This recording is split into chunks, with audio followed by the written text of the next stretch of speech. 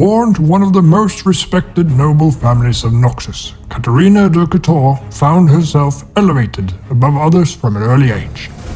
While her younger sister Cassiopeia took after their politically brilliant mother, Katarina was very much her father's daughter, and the wily General de Couture pushed her to learn the way of the blade, to cut away the Empire's enemies, not with reckless brutality, but deadly precision.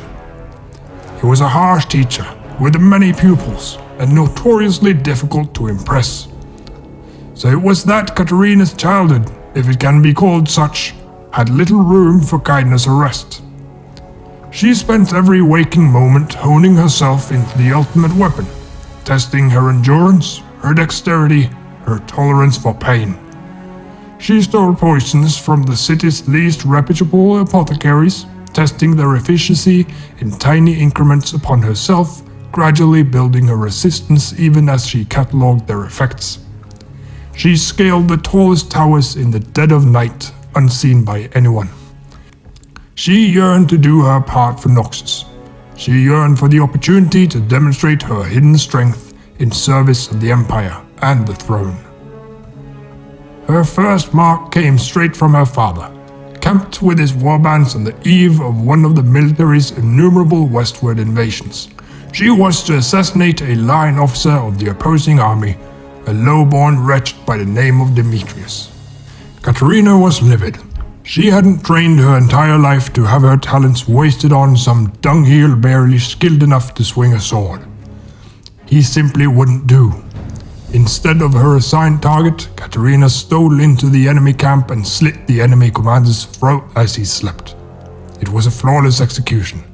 It would bring a swift victory and glory to Noxus. It would make her father proud. At dawn, his face daubed with ashes, the vengeful hero Demetrius led a berserk charge into her father's encampment. Dozens of Noxian soldiers were slaughtered, along with the general's personal retinue. Katarina's father himself barely escaped with his life. He was furious beyond words, refusing even to look his daughter in the eye. She had shamed him and their family name. The greatest assassin do not seek recognition or glory, he reminded her.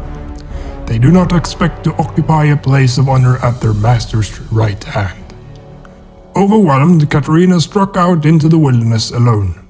She would complete her original mission. Demetrius would pay with his life. Even so, her mind swam. Could she ever forgive herself? How had she been so foolish? She was distracted. She didn't see her attacker until he had nearly taken her eye out. For Katarina's failure, General de Couture had sent another of his protégés after her, a nameless whelp dragged up from one of the lesser assassins' guild. But even with blood streaming down her face, the years of rigorous training kicked in, and her blades were in her hands in an instant. 6 hours later, she tossed Demetrius' severed head at her father's feet.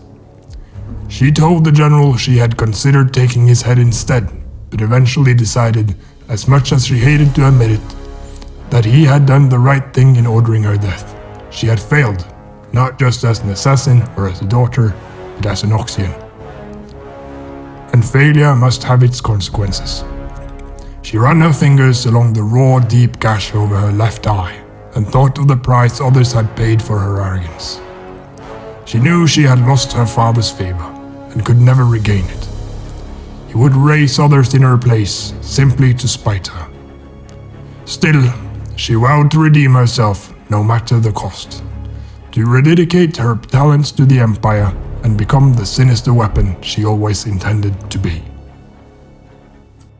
Hey, if you watched through the whole video, first of all, thank you. I hope you enjoyed. If you did, a like would be super appreciated. It really helps out with the algorithm. And if you want to, you could subscribe as well. But I don't know, I'm not your boss.